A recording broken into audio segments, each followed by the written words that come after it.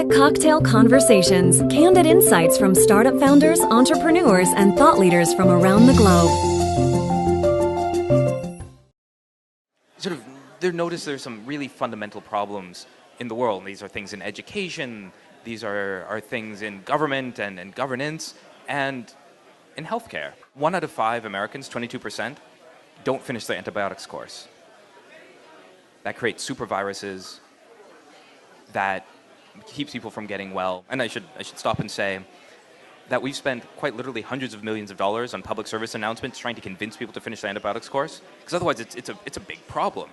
And despite that, and despite the fact that pharma companies really care about doing this and that we need to get people better, it's still 1 out of 5 people don't finish it. So here's the question I ask.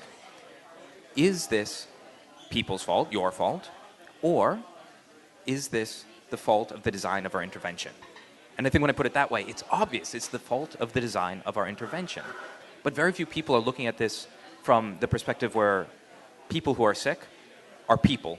They're looked at as patients. There's a reason why pleasurable and health product are never seen in the same sentence except for this one. So what does Massive Health do? We take all of the understanding of making consumer products, true consumer products, and we come together and we make products about people's health that they love to use. A number of years ago, I became very close with this woman who had type 1 diabetes. And she was an entrepreneur, successful, sold her company, but she had to prick her finger 10 to 14 times a day, take these numbers down, her blood glucose numbers, and put them in a logbook, a physical logbook. And this is like 2008, 2009. So these numbers that determined whether she lived or died, she had to write down and then stare at to try to determine any sort of insight. Statisticians can't do that, let alone us mere mortals. So she couldn't answer the question, what's one thing that she could do today that make her life better than yesterday? She couldn't even answer the question of whether I'm doing better this week than last week. And you start looking around, it's not just her. Walt Mossberg is a type 1 diabetic. Halle Berry's a type 2 diabetic. Neither of these people, in fact, nobody has any tools that goes from a number to making sense.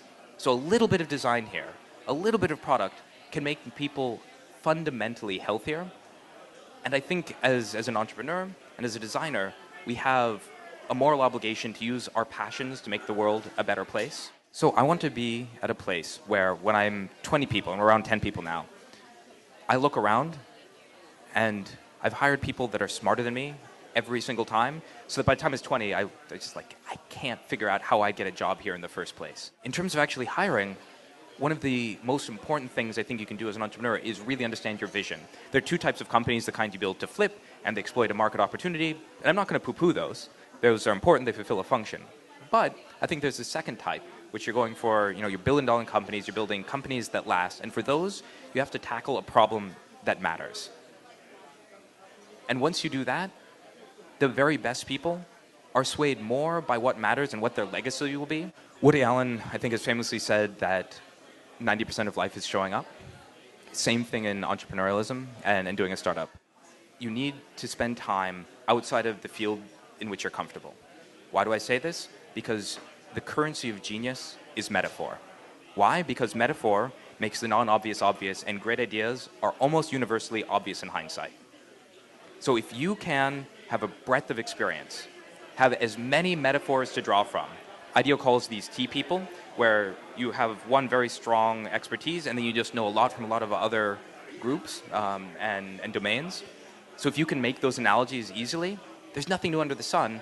Instead, it's just recombination of the things that exist. My favorite example of this is that the Palm Pilot had that graffiti system. You'd think that to be brand new. They got patents on it. Nobody else ever come up with it. It had 90% overlap with the shorthand used in the Spanish Armada. So nothing is new. The best thing you can do is fill your head with analogy, fill your head with metaphor, and go outside of your domain, because that's where your breakthroughs are going to come from.